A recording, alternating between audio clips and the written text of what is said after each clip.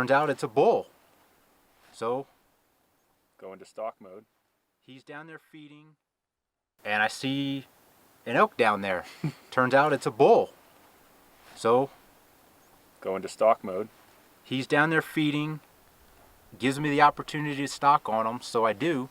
If I got any footage of that, I'll roll that in here. But he came, he got behind a big clump of tightly growing pines, so he really couldn't see through it. And he's feeding, he's casual, doing his thing. Generally I got a good wind.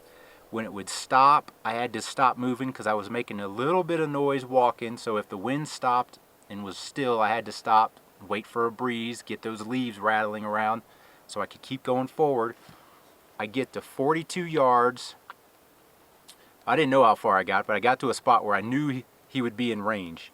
So when he comes out of the back side of those pines, he was in such a position, he's looking the opposite way. I get a range on him. He's 42 yards. I'm sitting there, I'm hooked up, and I don't know if it was he saw me hook up to my D-loop or if I had done something else. But whatever it was I did, it wasn't much, but it was enough. And he locked me up. He looked up, and I got this, I think it's a 5x5. I mean, I stopped counting at 4 because that's a legal bull. So I think he was a 5x5, locked me up, and eventually he does a U-turn, and I thought he would do a U-turn and just stop and take another glance up. So when he started to spin, I drew, and he just kept on going. Oh, heartbreaking, because I was there and he was there, and we were in bow range together. Oh, that one hurt. Yeah.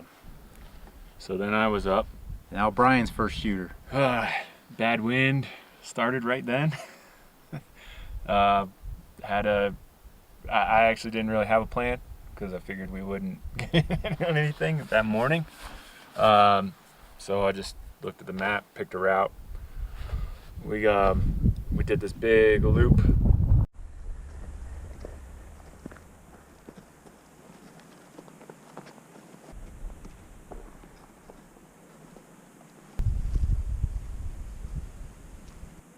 There's a whole bunch of ducks out there.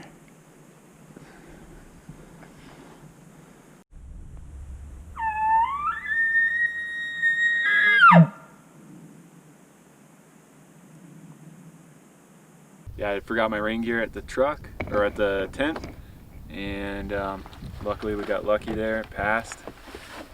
Yeah, we had to boil, we were out of water. Yeah. Okay, we were out of water just because we passed up the one real water source, which was the lake that had some ducks in it. We passed that up. He forgot his food bag that morning, yeah. Right? Each of us have like a gallon Ziploc of our daily food that we hang all that junk up in a tree, and in the morning we get our daily food bag. He left his next to the tent. So now we're both eating off of mine, so we're half rations. So we don't have water. We passed up the only real water source. So we're now melting snow in my little pot so that we can put it in my filter to have water. To have water to also cook the one meal I got with me, and so we're eating for half, if you will. So we're half rations, no water.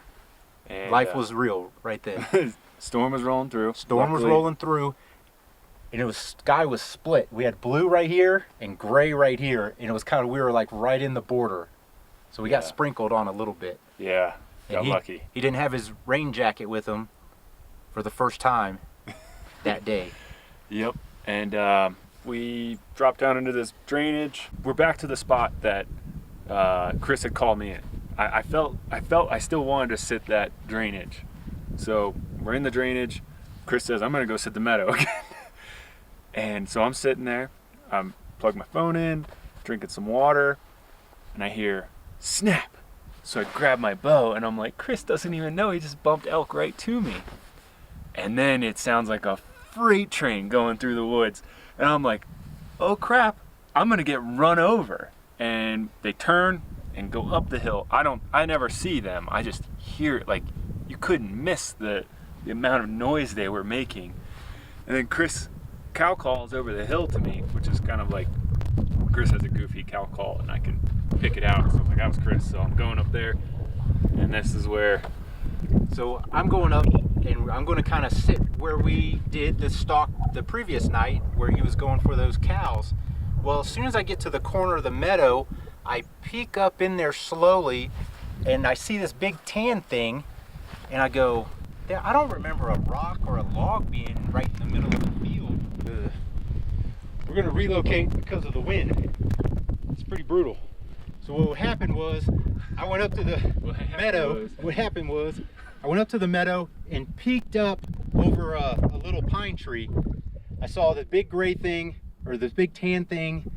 And I don't recall a big rock being in the field. And then I realized there's a brown strip going down, and it's an elk facing me like this.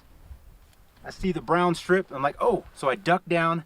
I go back around to see if I can see Brian down there, and I don't see him. I'm like, he's still first shooter, but they're right there. So I undo my backpack, real careful.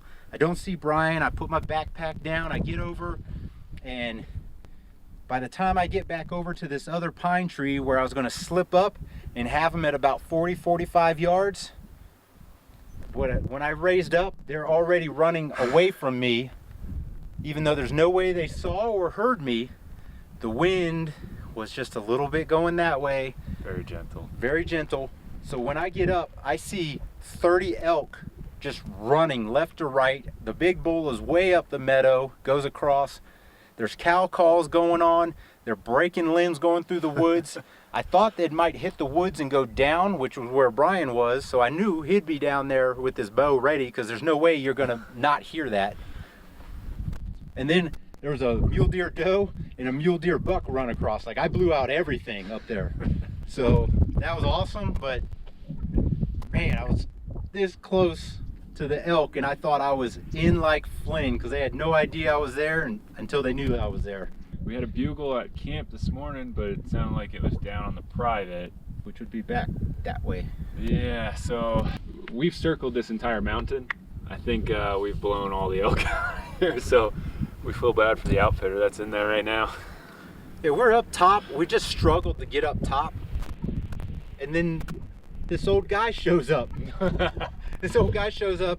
He's out scouting for elk and grouse hunting, and he's got two in blue jeans and like a collared shirt. I'm like, how the hell did he get up here? I mean, And he's a good bit older than I am, and I'm like, why the hell would he be up here? He's like, oh, I'm just out for a walk. Good archery season. I think you still have some hunting to do. I think I'm going to get out for a couple day hunts still. That'll wrap Brian up for sure for archery elk this year, and we really don't have any other hunts planned. We weren't able to get tags because of COVID. All the tags are gone. I mean, they got bought out. Yeah. So no pronghorn this year. Yeah. I got a 4th season rifle, and I'm taking a newbie out 3rd season, so maybe we'll have a story for the newbie. I know this is probably pretty boring. I apologize for that. Not a ton of encounters with elk. We got them here, so that was pretty cool. So you know where we're going to be next year. One way or another, we're going to be back here, because we had way too many close encounters with elk out here. It's just a matter of time now. Yeah. We got them figured out. I think if we figured them out, we would have killed them.